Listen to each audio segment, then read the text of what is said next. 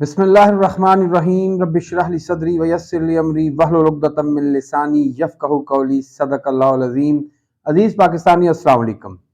آج کے ویلاگ میں ہم بات کریں گے قاضی کے چٹکلے جاری، سائفر کیس، اہم دفعات، بلوچستان اور خیبر پختونخوا حکومتوں کے کالے کرتوت، سیاسی اداکار یا رہنما۔ مگر سب سے پہلے آج کی اہم ترین خبر، اور وہ یہ ہے کہ امریکی سینٹ نے 51 سینیٹروں کی اکثریت سے اسرائیل کے لیے وہ امدادی پیکج مسترد کر دیا ہے جو بائیڈن حکومت نے حماس کے حملے کے بعد تیار کیا تھا۔ 14.3 ارب ڈالر کا یہ امدادی پیکج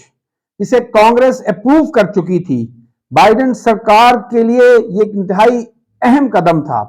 مگر سینٹ میں 51 ڈیموکریٹ سینیٹرز نے اس بل کو مسترد کر کے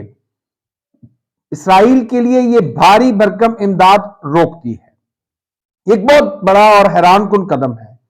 یقیناً میں ان 51 سینیٹرز کے کردار، ان کی فکر اور سوچ کو سلام کرتا ہوں کہ انہوں نے انسانیت کو ریاستوں کے مفادات اور مذہبی اور لسانی تعداد پر فوقیت دی۔ یقیناً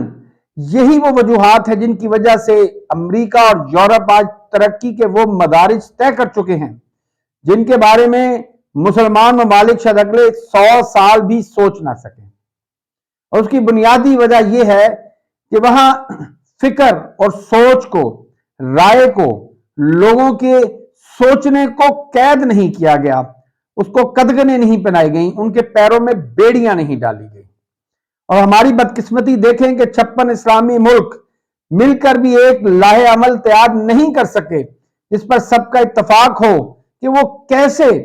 فلسطینی بھائیوں کی مدد کر سکیں اور کیسے آزاد فلسطینی ریاست کے خواب کو پایا تکمیل تک پہنچا سکے۔ یہ ہماری بدقسمتی ہے۔ اللہ سے دعا کرتے ہیں کہ اللہ مسلمانوں کو بھی وہ فہم و فراست اور وہ شعور دے جس کے بدولت، جس کے بلبوتے پر مغرب آج ہم سے بہت آگے نکل گیا ہے۔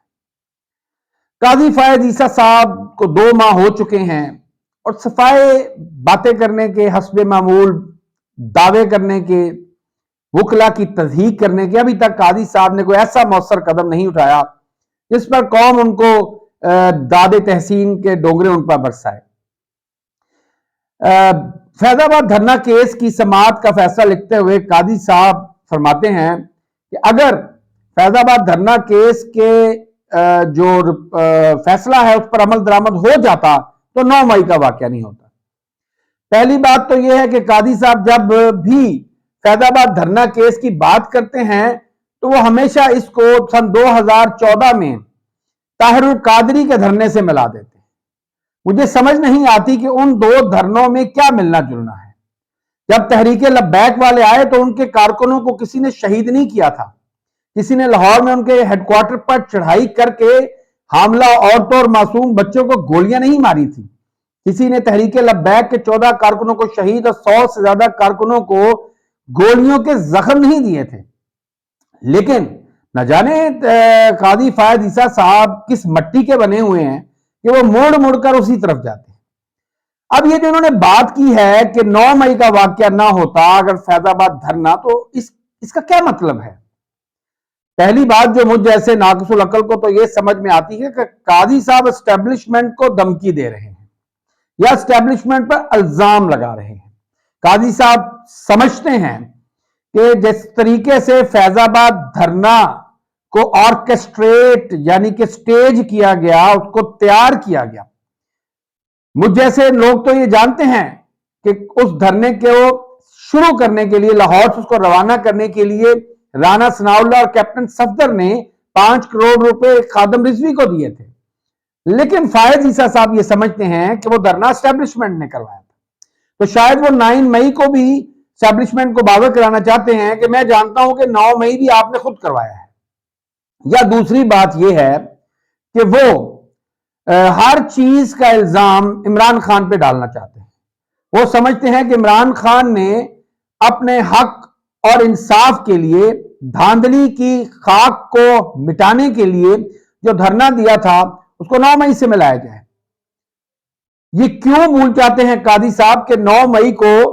پاکستان کے مقبول ترین سیاسی لیڈر کو گریبان سے پکڑ کر عدالت کے شیشے توڑ کر عدالت کا ڈیکورم اور اس کی رسپیکٹ کو بالائے طاق رکھتے ہوئے گرفتار کیا گیا تھا، اور اس پر قوموں کا رد عمل تو یہی ہوتا ہے۔ ہم کیوں بھول جاتے ہیں کہ جب مجیب الرحمان کی تضحیک کی گئی، جب بنگالی قوم اور اس کے لیڈروں کی تضحیک کی گئی، تو پھر اس کا کیا نتیجہ نکلا؟ کیا بنگالی قوم نے، جو کہ ہمارا 55 سے 57% تھا، کیا انہوں نے ہمیں پھولوں کے ہار پہنائے؟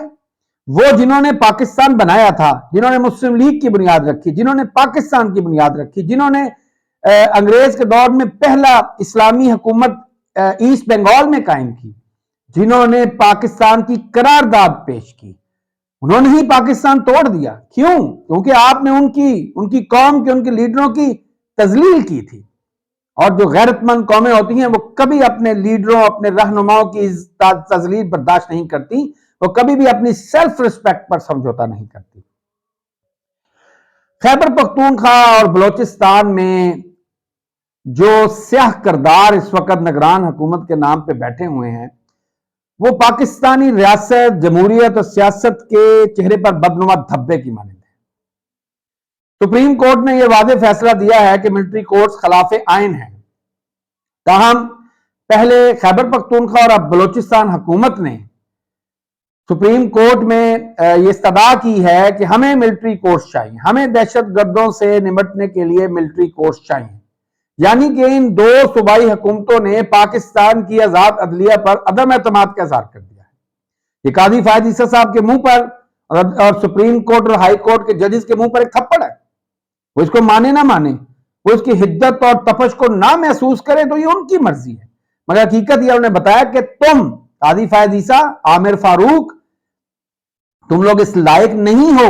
کہ تم ہمیں انصاف دے سکو۔ پنجاب، خیبر پختونخوا، بلوچستان اور وفاق میں جو ججز بیٹھے ہیں وہ اتنے جرأت مند اور با کردار نہیں ہیں کہ وہ دہشت گردوں کے خلاف فیصلے کر سکیں یا وہ قوم کو دہشت گردوں سے تحفظ فراہم کر سکیں۔ تو یقیناً یہ ایک شرمناک کردار ہے جو نگران صوبائی حکومتوں نے کیا ہے، اور اس سے صاف ظاہر ہوتا ہے کہ کس قسم کے ٹاؤٹ اور کٹ پتلیاں اس وقت پاکستان کے اندر حکومت کے ایوانوں میں بیٹھی ہوئی ہیں۔ عوام کے لیے یہ باعث شرم ہے، یہ باعث تشویش ہے۔ پی ایم ایل این نے بڑے شور مچایا، بہت مٹھائیاں بٹی، ایک حسب معمول ان کی عادت ہے، وہ بہت جلد خوش ہوتے ہیں، بھنگڑے ڈالتے ہیں، مٹھائیاں خریدتے ہیں، پھر اس کے بعد وہ کیک کر کے، وامٹ آؤٹ کر کے اس مٹھائیوں کو باہر نکال دیتے ہیں، یا پھر بچی کچی مٹھائیوں کو حلوائی کے پاس لے جاتے ہیں۔ اس بار جو امریکی سفیر نے ملاقات کی نواز شریف سے ناشتے پر، اس کے اوپر پھر بیان آنا شروع ہو گیا کہ ساڈی گل ہو گئی ہے، ساڈی گل ہو گئی ہے، تو اگلا وزیر اعظم گوال منڈی تو ہوئے گا، اگلا وزیر اعظم جاتی عمرہ تو ہوئے گا۔ لیکن جب اس ملاقات کے بعد امریکی سفارت خانے سے ایک اعلامیہ جاری ہوا، اس میں انتہائی مضحکہ خیز باتیں تھیں۔ پہلی بات تو یہ تھی کہ انہوں نے کہا کہ ہم توقع کرتے ہیں کہ پاکستانی قوم ایک بار پھر پی ایم ایل این اور نواز شریف کو قائدانہ کردار ادا کرے گی۔ میں سمجھتا ہوں کہ لعنت ہے ان لوگوں پر جو ریاست پاکستان کے مامے بنے ہوئے ہیں، چیمپئن ہیں، جو سمجھتے ہیں کہ وہ بہت بڑے محب وطن اور پاکستان کے مفادات کے ٹھیکیدار ہیں، کہ یہ پاکستان کے ریاستی معاملات میں کھلی مداخلت ہے۔ ایک سفیر کی کیا جرأت ہے کہ وہ قوم کو یہ بتائے، 25 کروڑ لوگوں کو یہ بتائے کہ آپ نے کس کو قیادت دینی ہے۔ وہ سفیر ہے یا وائس رائے ہے؟ وہ سفیر ہے یا یہاں کا حکمران ہے؟ یا تو ہم مان لیں کہ وہ امریکی ہمارے اصل آقا ہیں، ہم ان کے غلام ہیں، ہم ان کی کالونی ہیں، پھر تو ٹھیک ہے۔ اس کی کیا مجال کہ وہ 25 کروڑ غیرت مند باشعور پاکستانیوں، بالخصوص نوجوانوں کو یہ چیز باور کرائے کہ تم نے کس کو قیادت دینی ہے۔ امریکیوں کو تو چور سوٹ کرتے ہیں، امریکیوں کو ایسے لوگ سوٹ کرتے ہیں جو امریکی مفادات کا تحفظ کریں اور پاکستان کے مفادات کا سودا کریں۔ اس لیے تو امریکی سینیٹر نے کہا تھا کہ پاکستانیوں کی فکر نہ کریں، یہ تو $20 میں اپنی ماں بیچ دیتے ہیں، اور یقیناً آل شریف، زرداری اور ان کے حواریوں ہی کے بارے میں کہا گیا تھا۔ جو امریکی سفیر اور برٹش ہائی کمشنر سے ملنے کے بعد ایسے خوشی کا اظہار کرتے ہیں جس طرح ان کے ہاں کاکا ہو گیا ہے یا ان کے ہاں کوئی نئی عید ہے جس کی وہ چاند انہوں نے دیکھ لیا. بہرحال لیکن جو دوسری انتہائی شرمناک چیز تھی مذہب کا خیز وہ یہ تھی کہ اس بیان میں کہا گیا جی کہ ہم نے ملتان میں جہانگیر ترین اور یوسف رضا گیلانی سے ملاقات کی اور پھر لاہور میں نواز شریف سے. انہوں نے کہا کہ ان سیاسی اداکاروں سے پولیٹیکل ایکٹر سے جو ہماری ملاقات ہوئی انہوں نے یہ نہیں کہا کہ یہ پولیٹیکل لیڈرز ہیں, سیاسی رہنما ہیں, یہ عوام کے رہنمائی کرنے والے ہیں یا ان کا سیاست سے کوئی تعلق. انہوں نے کہا یہ پولیٹیکل ایکٹرز ہیں, یہ سیاسی کردار ہیں جو پاکستان کے سٹیج پر انتہائی گھناؤنا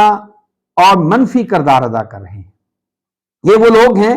جو ریاست کے سٹیج پر تو پاکستان سے اور عوام سے وفاداری اور محبت کا بھرم بھرتے دکھائی دیتے ہیں, مگر در پردہ اور سٹیج کے پیچھے یہ ان نادیدہ اور اندرونی اور بیرونی قوتوں کے پاؤں دباتے ہیں, ان کے جوتے پالش کرتے ہیں, ان کے تلوے چاٹتے ہیں اور ان کو یقین دلاتے ہیں کہ ہم نہ اللہ کے بندے ہیں, ہم نہ پاکستان سے وفادار ہیں, ہم تو صرف اور صرف تم سے وفادار ہیں. افسوس کہ آج پاکستان کی زمام اقتدار ایسے لوگوں میں ہاتھ. میں سمجھتا ہوں کہ عدلیہ اور اسٹیبلشمنٹ میں وہ لوگ جو واقعی پاکستان سے محبت رکھتے ہیں تو اسی معاشرے سے اٹھ کے آئے ہیں, جو مڈل کلاس لو مڈل کلاس کے لوگ ہیں, جو اٹھ کے آج آرمی کے جنرلز اور عدلیہ کے اعلیٰ عدلیہ کے ججز بن جاتے ہیں, وہ یقیناً اس مٹی سے اپنی وفاداری کی جو انہوں نے قسم کھائی ہوئی ہے اس قسم کو پورا کریں گے. مجھے یقین ہے کہ عدلیہ اور اسٹیبلشمنٹ میں جو لوگ بیٹھے ہیں وہ یقیناً پاکستان سے اپنی وفاداری کی لاج رکھتے ہوئے وہ اس چیز کو یقینی بنائیں گے کہ امریکی, اسرائیلی